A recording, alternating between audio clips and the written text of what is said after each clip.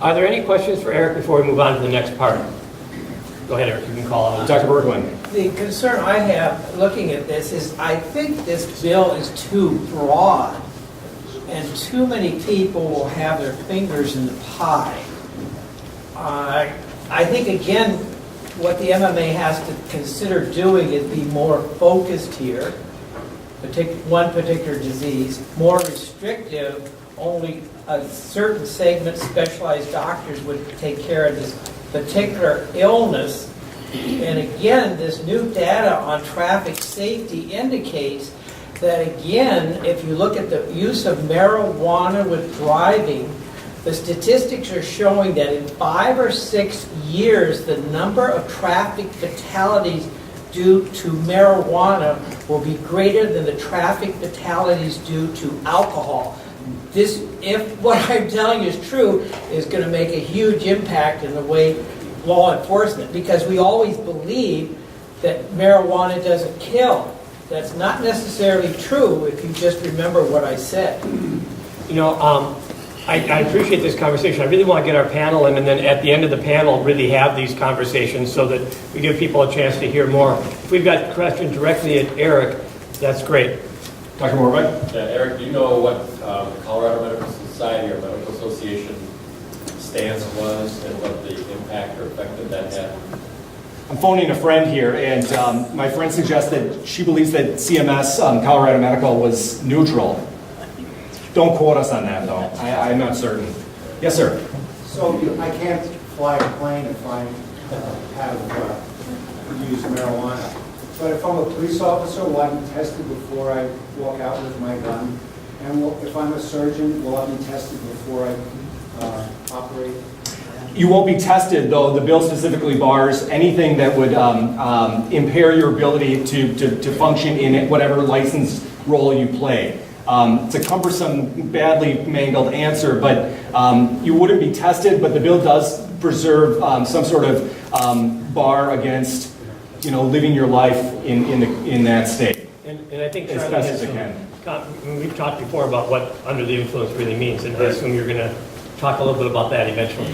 Sure. Is there any provision in the bills to pay for oversight, or to pay for monitoring or education? Is there any financial implications? No. So, Or treatment?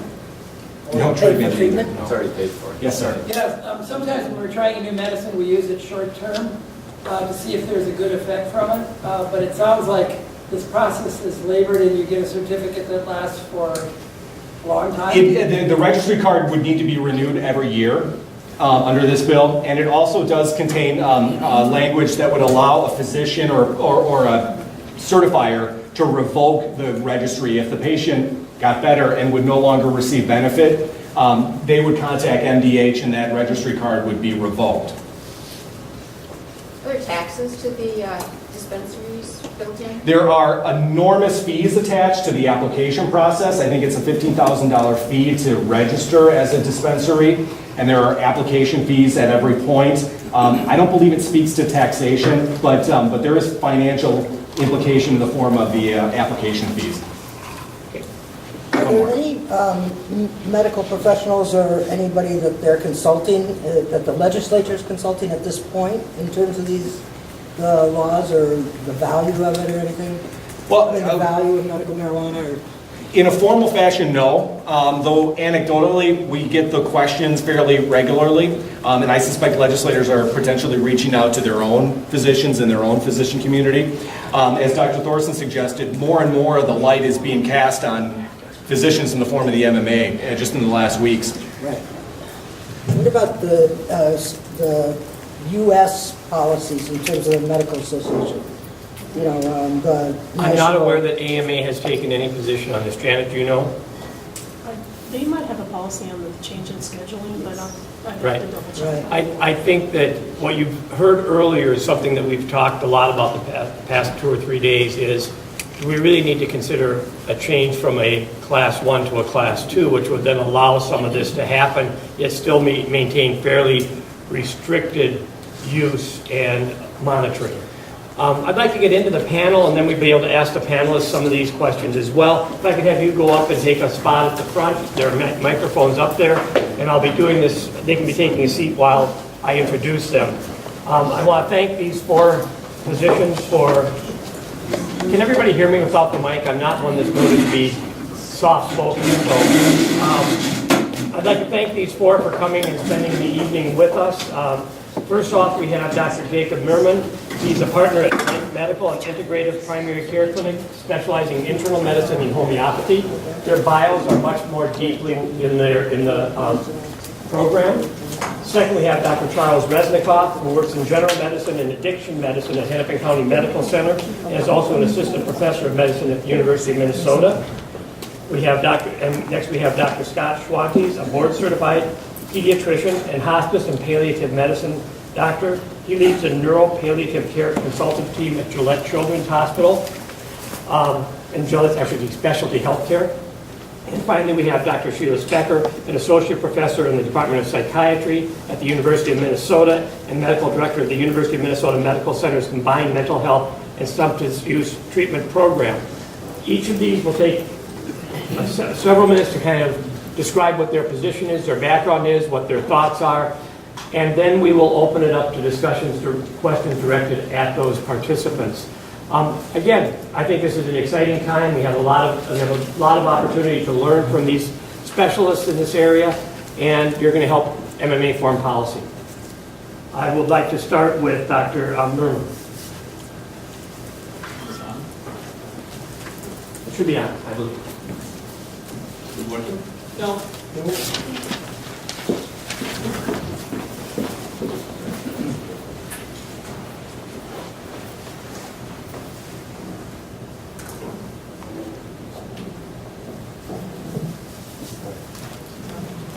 Hello?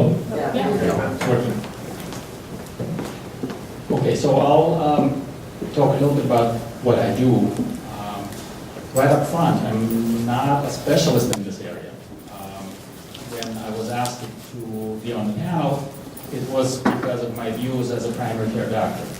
I am an internist and an integrative doc, which means we have a primary care clinic, mostly conventional, and we incorporate other modalities in the treatment of our patients. The modalities include homeopathy, acupuncture, herbal medicine, supplements, naturopathic medicine, physical therapy, psychotherapy, low-level laser therapy, and a bunch of others.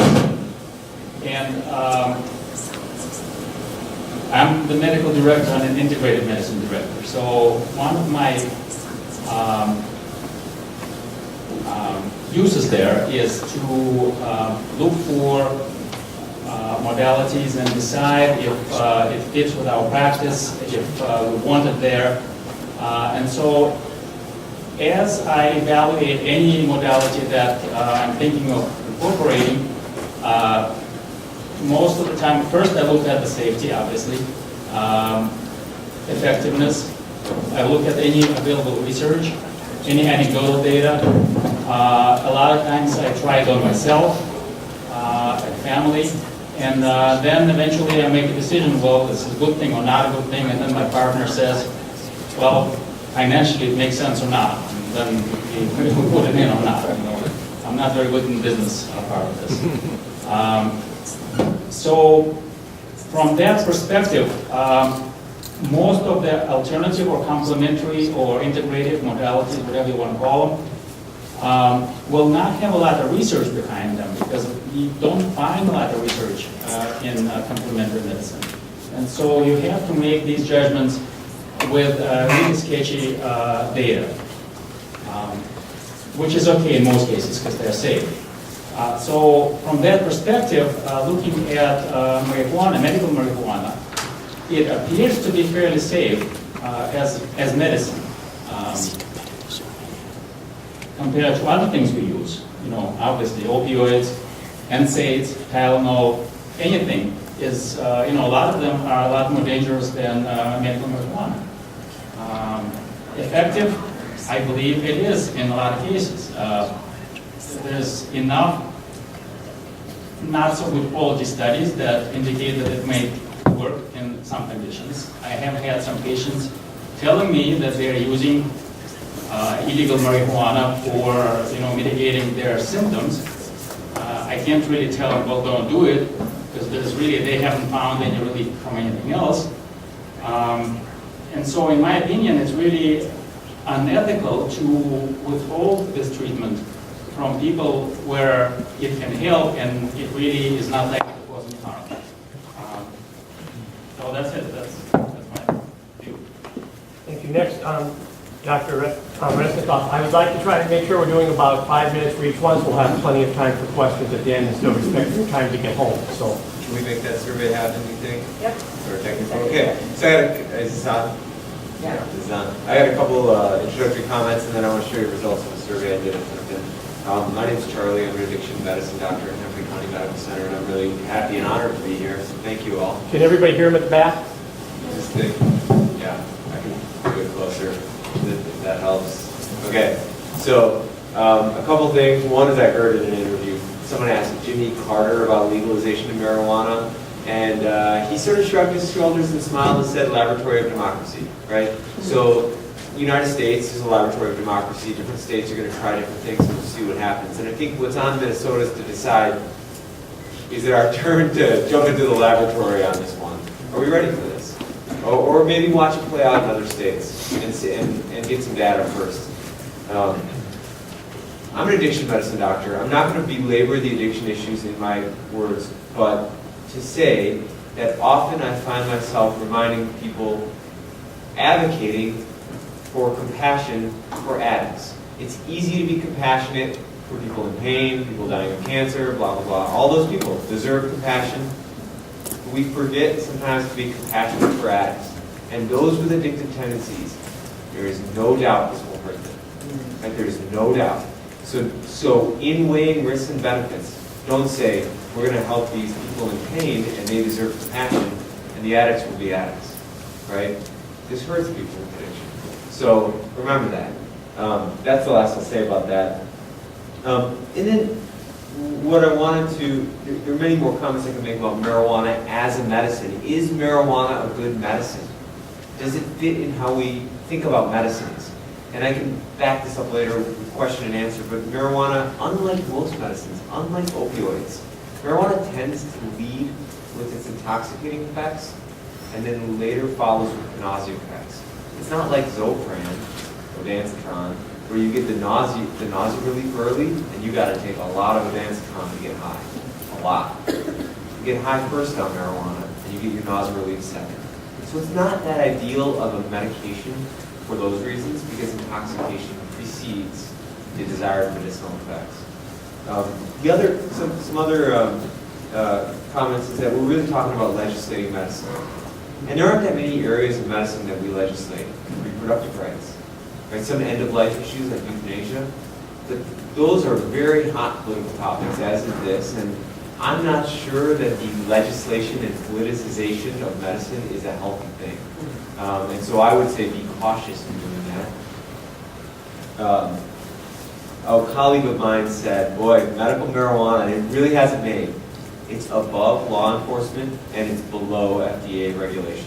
It's flying right in the sweet spot, unregulated, essentially, by everyone. And you're sort of having it both ways. We heard about the Schedule I issue, and I actually agree. And I think that's one of my thoughts is that the DEA does not schedule something Schedule I to deny its scientific research. That's not the intent of the DEA. The intent of the DEA in scheduling Schedule I is to say, this is an illegal drug. We're going to make it criminal and illegal because we believe it is safer for our society to make it illegal. Not we want to deny the researchers an opportunity to study this thing. If you want it to be studied, first step is go get it rescheduled. Go get it rescheduled, which means create enough support to legalize this drug. Once legal, research it all you want. But if it's the medical marijuana is sort of having it both ways. We're not going to go through the efforts of rescheduling it, but we're still going to get to use it marijuana. Okay, so are we ready? Are we ready for medical marijuana? 1 week ago, I sent an email to my colleagues, 200 internal medicine doctors at HCMC, subspecialists, primary care docs, everything. And the questions are what's on top. Is it up? The questions are 3 questions above. Are you familiar with the specifics of the Minnesota medical marijuana law? And actually, I should have said bill, i.e. how marijuana will be grown, distributed, prescribed, etc. 2, are you trained or prepared to weigh the risks and benefits of marijuana with patients if they wish to seek medical marijuana? And 3, do you support the Minnesota medical marijuana bill? So 102 out of about 200 people answered. The leading answer is no, no, no. I'm not familiar with the law. I'm not comfortable describing medicine to my patients, and I don't support the law. Next, no, no, abstain. Those are probably the honest ones. I'm not familiar with marijuana. I'm not familiar with the law, and because of that, I really can't comment on what I think should happen. Solid number of no, no, yes. I don't know what's in the law. I don't know anything about marijuana medically, but I support the law. That's funny. And then there's some, and then much less is no. But I think to highlight, of the 102, how many people said they understood the law? 3. 3 out of 102 doctors said they understand this law. Of the 102 doctors, how many people said they understand what marijuana is enough to inform a patient? I think it's 10. 10 people said that they understand marijuana well enough to inform a patient.